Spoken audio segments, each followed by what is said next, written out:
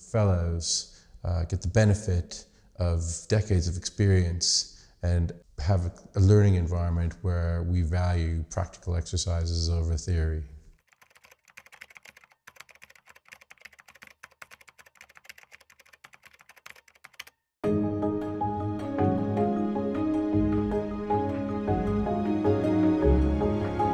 I think that from a news organization standpoint, I think it's a legitimate idea to do a story like this.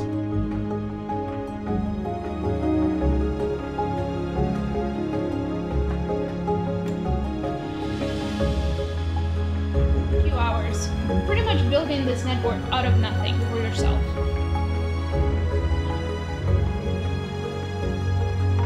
I think the previous one is better for journalists because you quickly see the results you have.